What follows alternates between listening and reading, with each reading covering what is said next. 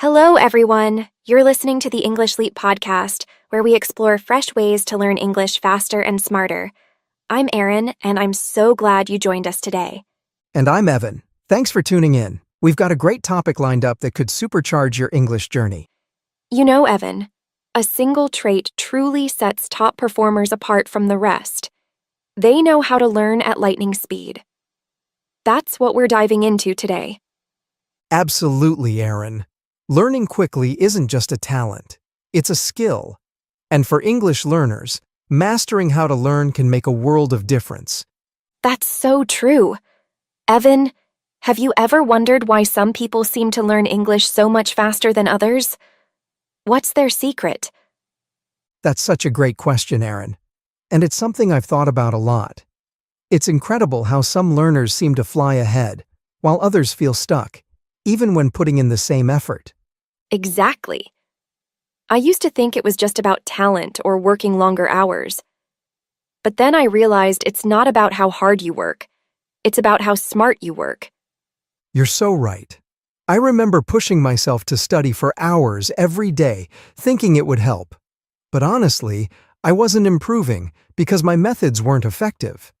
Same here. I tried cramming vocabulary lists, thinking that was the best way. But when I needed those words in conversation, they were nowhere to be found. That's when I discovered meta-learning, and it changed everything. Exactly. Meta-learning is like unlocking a cheat code. It's all about understanding how to learn so you can make the most of your efforts and get results faster. Oh, and before we dive in deeper, we've got a little gift for you. There's a free PDF with all the key points from today's episode. Yes!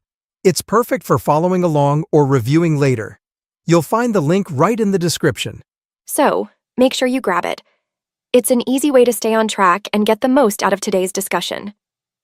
Now, Evan, let me ask you this.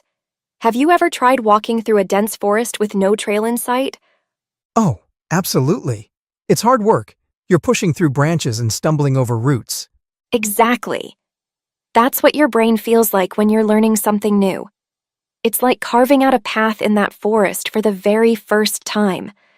Every time you practice, you're clearing that path, making it a little easier to travel. So those paths are like the connections in our brain? Exactly. Those connections are called neural pathways.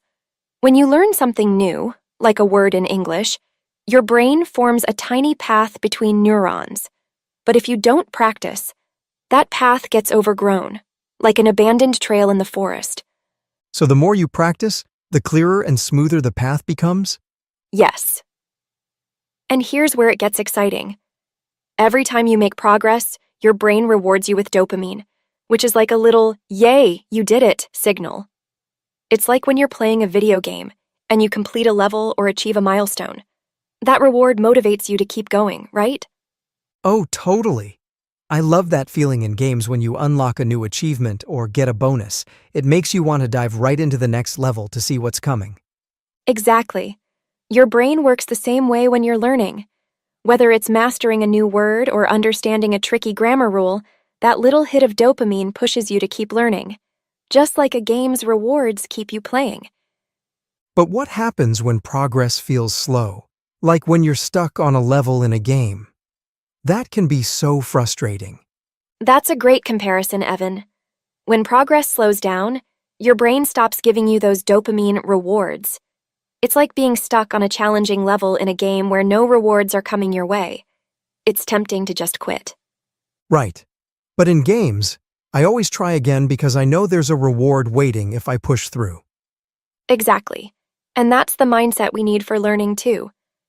If you stay consistent, even celebrating small wins, like nailing a phrase in a conversation, it keeps that dopamine flowing and motivates you to push through the tough parts. So, learning is like leveling up in a game. You keep clearing the path, building stronger connections, and celebrating every small win along the way. That's right, Evan. The key is to treat the process like a journey. Every step matters, and every milestone is worth celebrating. So, Erin, now that we know how the brain works, what does the learning journey actually look like? It's like climbing a mountain. There are 4 key stages. The first stage is starting out, and this is where most people feel like they're carrying a heavy backpack uphill. Everything feels awkward, slow, and overwhelming. Oh, I know that feeling. When I started learning English, even saying hello felt like a struggle. Exactly. But here's the thing. You're laying the foundation. Then comes stage 2, gaining momentum or the improvement stage. This is when you find your rhythm. The climb feels easier, and you start noticing progress. I remember that. Like the first time I watched an English show and didn't need subtitles for the whole episode. That's the best feeling. But then, every learner hits stage 3, hitting a wall, also called the plateau.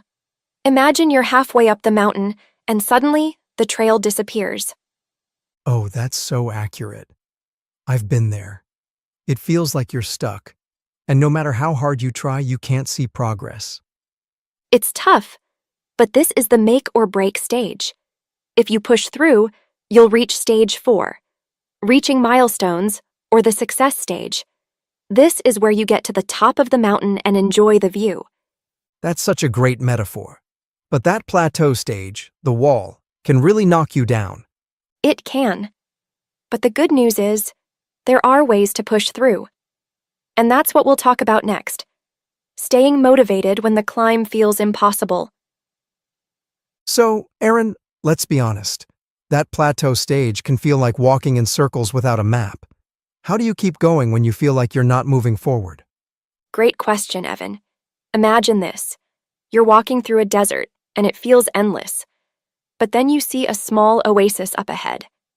That's what motivation is, those small wins that keep you going.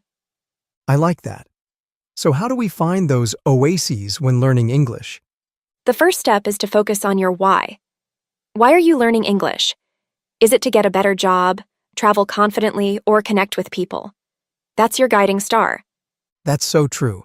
I always think about how much easier it'll be to chat with friends abroad or feel confident ordering food in a foreign country. Exactly. And the second step is to celebrate small wins. It's like marking checkpoints on your journey. Did you finish a short conversation? Great. Did you learn 5 new words today? Fantastic. That's a great point. Sometimes we focus so much on the big goal, we forget to celebrate the progress we're actually making. Exactly. Another way to stay motivated is to change your scenery. If you're bored, try something new. Join a conversation group, watch a different type of show, or even learn through music. I've done that. Listening to English songs helped me pick up slang and pronunciation in a fun way. That's a great example, Evan. And finally, don't be afraid to take breaks. Rest is like recharging your battery. It gives your brain time to process and absorb what you've learned. So, to everyone listening, remember, the journey might feel long, but every small step counts.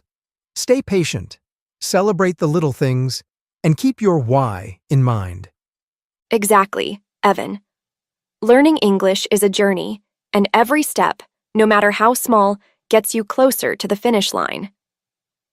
All right, Evan, let's dive into some practical strategies for learning faster and smarter. These methods can truly transform how you approach learning English. Absolutely, Aaron.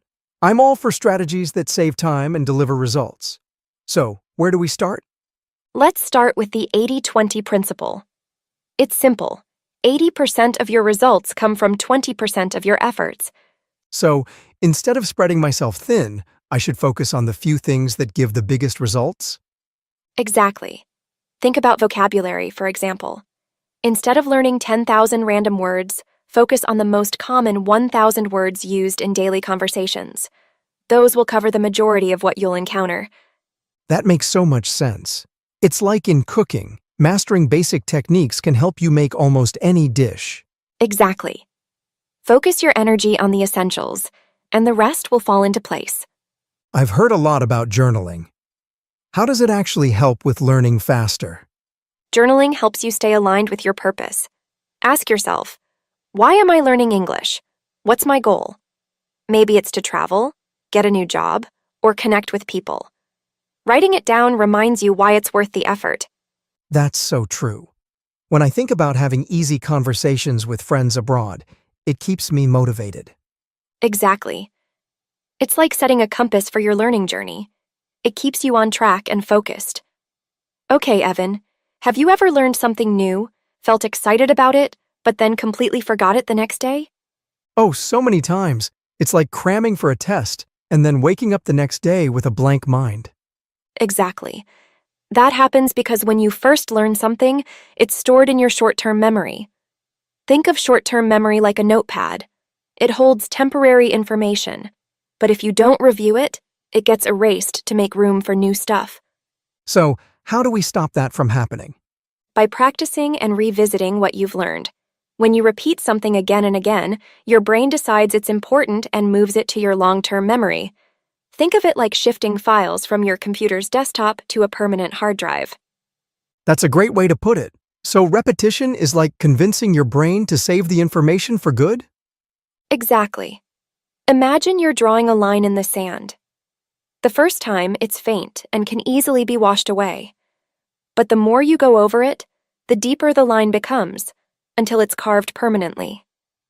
That's how long-term memory works. So, every time I use a new word or phrase, it's like carving that line deeper, making it harder to forget. That's right. And here's another way to think about it. Your brain is like a garden. When you plant a seed, it won't grow unless you water it regularly. If you don't practice, that seed of knowledge withers. But if you nurture it through repetition, it grows strong and becomes a permanent part of your mind. That's such a powerful metaphor. So the key is to practice consistently and reinforce what you've learned before it slips away. Exactly, Evan. The more you practice, the more natural it becomes. Soon, you'll recall it effortlessly, like riding a bike. So learning isn't just about the first step. It's about revisiting, reinforcing, and repeating until it sticks for good. Absolutely. That's how you take what starts as short-term memory and transform it into lasting knowledge that you can use anytime, anywhere. I've noticed that feedback makes a huge difference. What's your take on it? Feedback is like a mirror. It shows you where you're doing well and where you need improvement.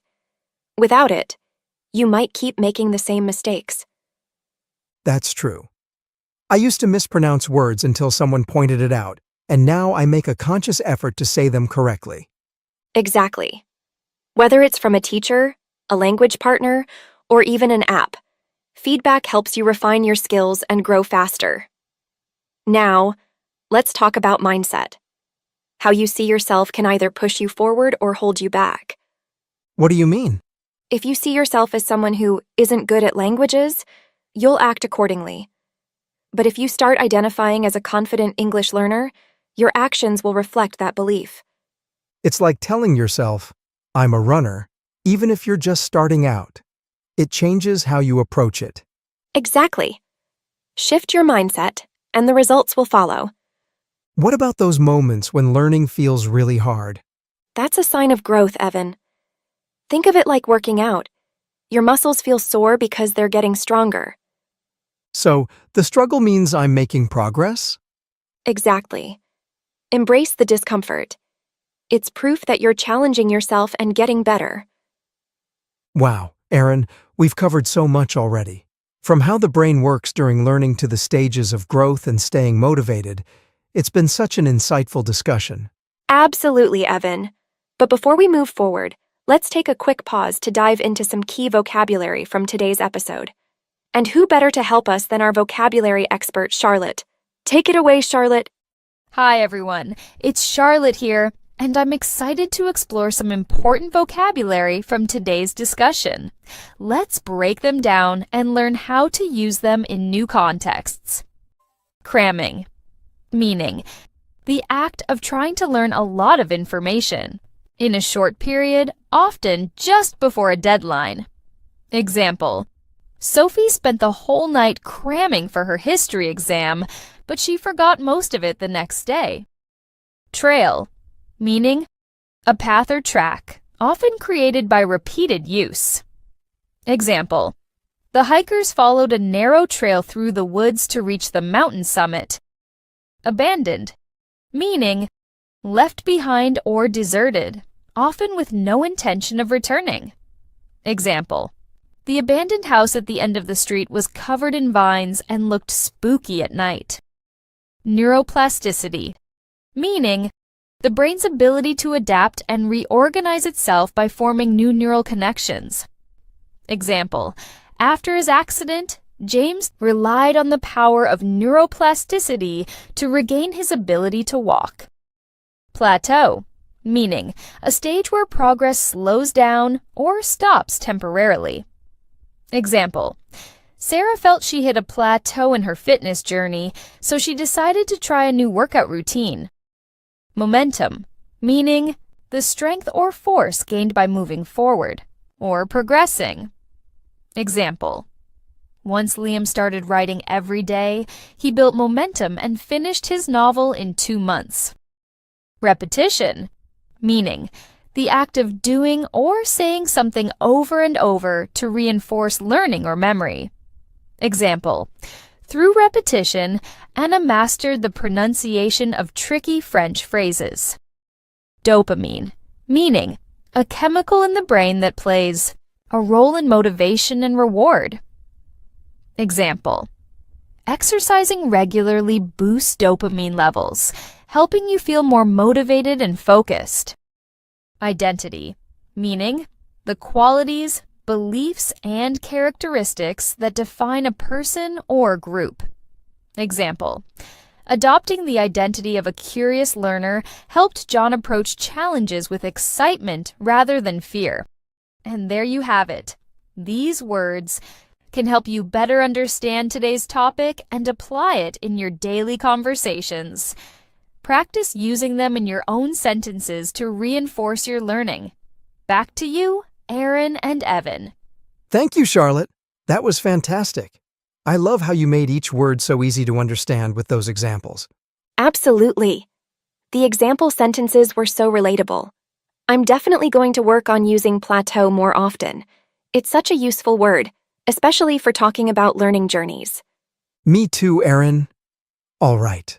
That's a wrap for today's episode of the English Leap podcast. We hope you found these tips helpful and inspiring. Remember, learning English is a journey, and every small step counts. Keep practicing, stay motivated, and celebrate your progress. Thanks for listening, and don't forget to grab the free PDF with all the key points from today's episode. It's linked in the description. Until next time, keep leaping forward in your English learning. Bye for now. See you soon. Bye-bye.